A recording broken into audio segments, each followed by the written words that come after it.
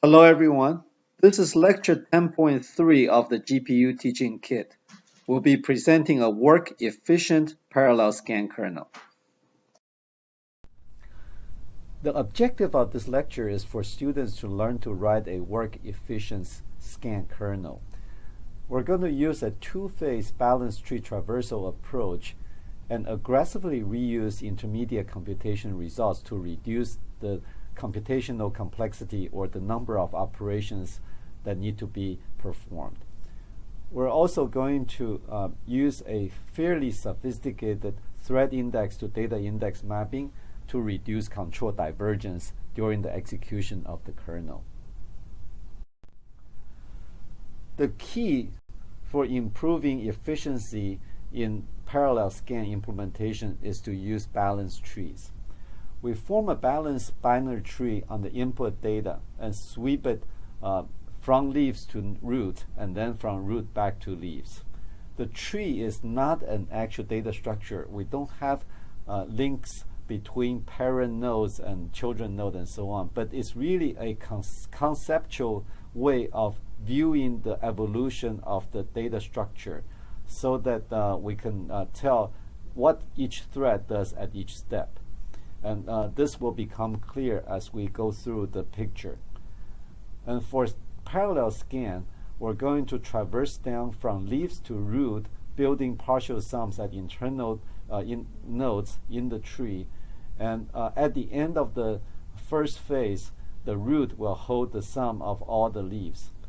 And during the second phase, we will traverse back the tree, building the output from the partial sums up to the leaves.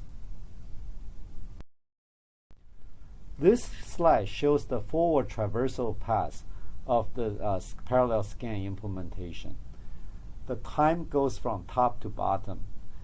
During each iteration, we will perform a row of addition operations, and these addition operations will be performed by CUDA threads. We're going to use half the number of threads as the number of elements that we're going to we need to compute scan results for. And here we show that during the first iteration, the threads will add neighboring elements together and form partial sums of two neighboring elements, as we're showing in the first row of boxes. And then the next step, only half of the threads will be active, and they will be adding up the adjacent partial sums into partial sums of 4 elements each. And finally, there will be yet another half, in this case, only one thread that will be active to form the total sum of all the elements. In this picture, we're showing the boxes in yellow that are either the total sum or partial sums that will be used in the reverse traversal phase of the scan implementation. This slide shows the forward reduction phase kernel code. Inside the kernel, there is a familiar for loop that iterates through the stride values from 1 to half of the block size. And from one iteration to the next iteration, we will increase the stride size by a factor of 2. Inside each iteration, we will calculate the data index from the thread index. And this expression here is a means to consolidate all the active threads to the beginning of the thread block. So we basically take the thread indices and multiply stride times 2 to spread those thread indexes into the data indexes that where the partial sum needs to be combined in the previous picture. So just as an example, the thread indices will be such that we will have 0, 1, 2, 3 at the beginning of the thread block. If we add 1, which is in the parentheses, these values become 1, 2, 3, 4. And then the stride value is 1 in the first iteration.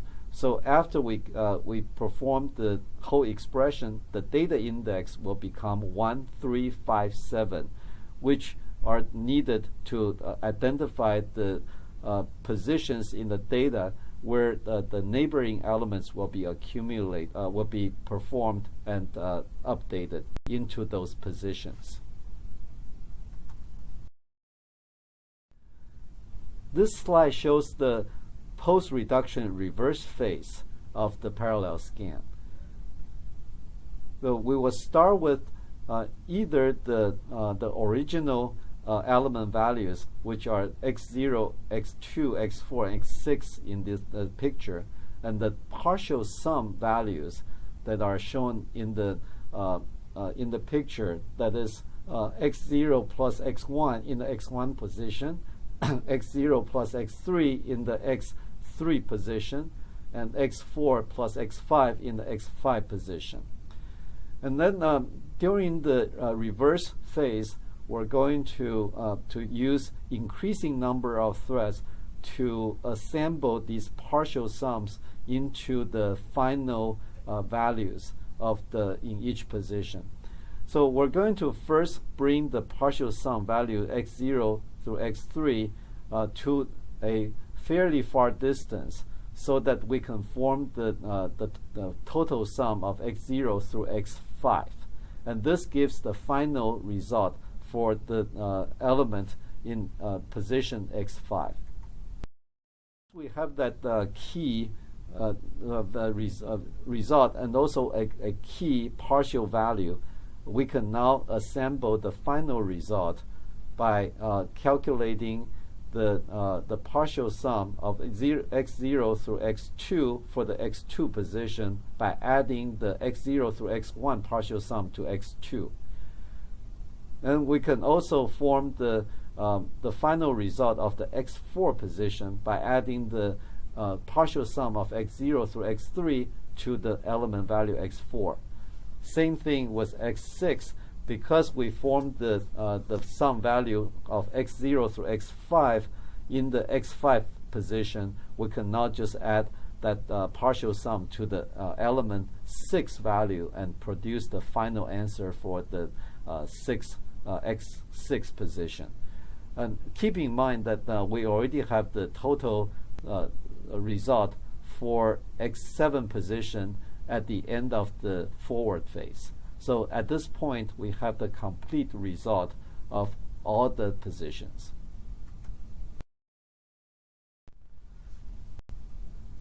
This slide shows a visualization of the forward phase and the reverse phase in terms of the computation that's needed to happen in each position of the data elements. And this is a data element-centric view, and we showed that how the data elements are updated into partial sums and eventually into the total sums in those two phases.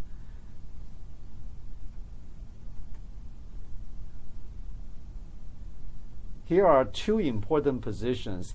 At the end of the first phase, we have an important result in the middle position, and then we need to bring that result as far as possible into the middle of the right section. And once we have that result in the middle right section, we have a symmetric collection of partial results, and then we can just use a balanced binary tree to complete the computation of the total results from all the partial sums. This slide shows the kernel code for the post-reduction reverse phase. Here we show a familiar for loop where the stride value is going to be decreased from half of the block size down to 1. And the index calculation is still the same as the previous kernel, so we're not going to need to explain that one more time. And the threads whose index plus the stride is still within the valid range would participate in the calculation of the iteration. And here we show that we're going to take each thread, calculate the index, and then the thread will accumulate the index position value to the position that is index plus stride. And this reflects the reverse phase tree picture that we saw in the previous slide. After the for loop, we're going to do a barrier synchronization to make sure that all the threads have completed their final iteration, and then we're going to write out the output value into the Y matrix. Down the bottom of the slide, we show that for the first iteration, we're only going to have one thread active because the index value is going to be 7, and then the stride is going to be 4, and only one of these threads will have the value that is position that is stride away, which is 11, that is within the valid range. So this completes both the forward and reverse phase kernel code, and together they form a work-efficient parallel scan implementation, as we will analyze in the next lecture. GPU programming. This is the end of the introduction to the toolkit. Thank you.